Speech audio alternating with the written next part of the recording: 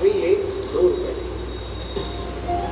अब अगर मैं आपसे कहूं कि ये 62 रुपए जो दिखने में एक छोटी सी रकम है, ये आज आपकी दिन भर की कमाई है और इसी 62 रुपए में आपको अपने परिवार का पेट भरना है और दिन भर की जिंदगी की तमाम बुनियादी जरूरतों को पूरा करना है। हंसी आ रही है ना? लग रहा होगा कि पहले दिन ही टीवी पर आकर ये कैसा मजाक है, और सच में 62 रुपए में हमारे देश में ना तो 1 लीटर फुल क्रीम दूध मिलता है, ना 1 लीटर अगर आप पेट्रोल डीजल लेने जाएंगे आपको मिलेगा, अगर आप 1 किलो दाल लेने जाएं तो भी नहीं मिलेगी, 1 दर्जन अंडा नहीं मिलेगा, यहाँ तक कि मोबाइल का जो सबसे सस्ता रिचार्ज होता है महीने का, वो भी 62 रुपए से महंगा है। लेकिन ये बात जो आपको मजाक लग रही, जिस पर आपको हंसी आ रही थी, ये उस वक्त आपको तकलीफ देने लगेगी जब आपको ये जानकारी मिलेगी कि आज़ादी के 77 सालों बाद भी हमारे देश में 7 करोड़ से अधिक आबादी ऐसी है जो दिन भर के ये 62 रुपए नहीं कमा पाती। 7 करोड़ भाई साहब,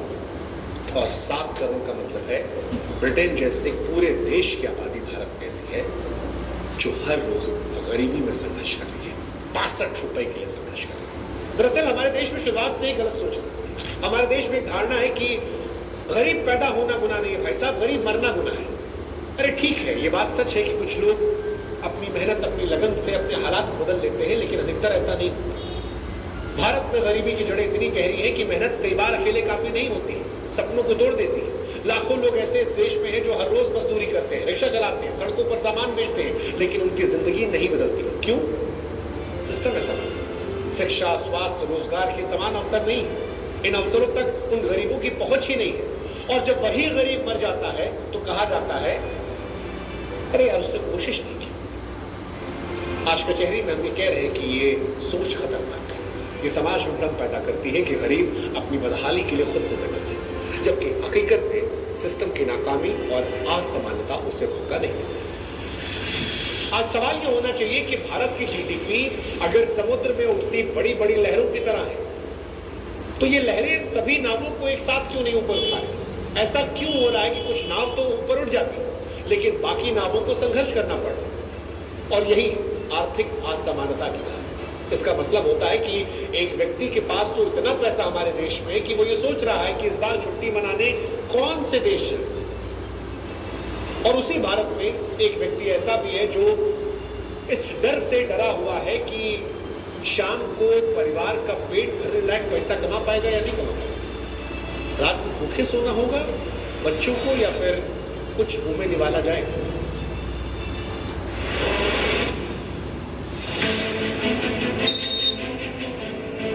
वैसे किसी भी देश के लोग कितने अमीर और कितने गरीब होंगे इसका पता कुछ आंकड़ों से लगाया जाता है।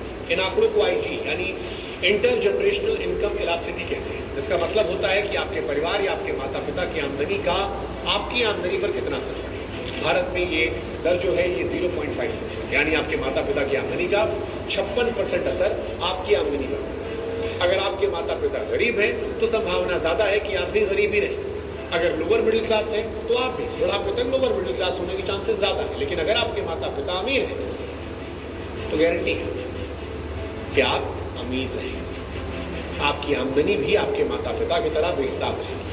यानी भारत में आपकी आर्थिक किस्मत आपकी मेहनत से कहीं ज्यादा आपके जन्म पर भी निर्भर करती है।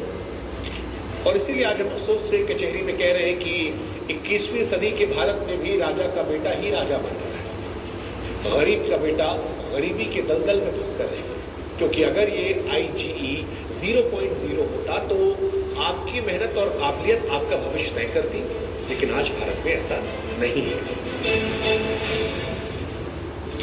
हमारे देश में आरक्षण को सामाजिक न्याय का हथियार बताया जाता है, लेकिन सवाल आरक्षण को लेकर भी कि क्या ये उन तक पहुंच रहा है जो सचमुच हाशिए पर है। आंकड़े चीख चीख कर कहते हैं नहीं। आदिवासी, दलित, ओबीसी और मुस्लिम परिवारों की अगली पीढ़ी अभी भी गरीबी के चक्रव्यूह में फंसी है। आरक्षण का लाभ कुछ हद तक हुआ है, सच है, लेकिन ये कितनों तक पहुंचा और कितने लोग इससे वाकई ऊपर उठे, आज भी भारत में ये चर्चा का विषय है। आज भारत में एक आदिवासी परिवार की आमदनी का 66% असर उनके बच्चों की आमदनी पर पड़ता है। एक दलित परिवार की आमदनी का 51% असर पड़ता है, ओबीसी परिवार का 53% असर पड़ता है और एक जनरल कैटेगरी के परिवार की आमदनी का 62% असर उसके बच्चों की आमदनी पर पड़ता है। धर्म के हिसाब से देखा जाए तो एक मुस्लिम माता पिता के 63% आमदनी का असर उनके बच्चों की आमदनी पर पड़ता है। और अगर माता पिता गरीब, लोअर मिडिल क्लास या मिडिल क्लास हैं तो बच्चों को भी उन्हीं हालात में जीना पड़ता है। आज इसीलिए हम आपसे एक ही बात कहना चाहते हैं। इस बात को आप मानते हैं नहीं मानते हैं वो आपके ऊपर है। मानेंगे तो आपका नुकसान नहीं होगा और नहीं मानेंगे तो जो हो रहा है वही होता रहेगा। देखिए, आपको ये समझना है कि इस देश में चुनाव आते ही राजनीतिक पार्टियां आपके सामने मुफ्त सामान और योजनाओं का पिटारा खोलती हैं। अलग अलग राज्यों में अलग अलग पार्टियां बड़े बड़े दावे करती हैं। कोई कहता है मुफ्त बिजली ले लीजिए, कोई कहता है मुफ्त में पानी, कोई कहता है सस्ता सिलेंडर, कोई कहता है महिलाओं बेरोजगारों को नकद में पैसा। लेकिन यही वो जाल है जिसमें आपके असली मुद्दे दब जाते हैं। अच्छी शिक्षा, बेहतर स्कूल, सुलभ स्वास्थ्य सेवाएं और रोजगार के अवसर। आंकड़े बताते हैं कि एक पढ़ा लिखा परिवार अपनी अगली पीढ़ी को 76% बेहतर जिंदगी दे सकता है। लेकिन हम मुफ्त के रेवड़ियों के लालच में शिक्षा की मांग को भूल जाते हैं और नतीजा, पिछली पीढ़ी भी गरीब थी, ये पीढ़ी भी गरीब है और संभवतः अगली वाली भी गरीब रहेगी। अगर हम सरकारों से अच्छे स्कूल, कॉलेज और अस्पताल को मांगने लगे तो फिर ये जो 62 रुपए में जिंदगी काटने की कहानी आज हम आपको सुना रहे हैं, ये शायद इतिहास की कहानी बन जाएगी।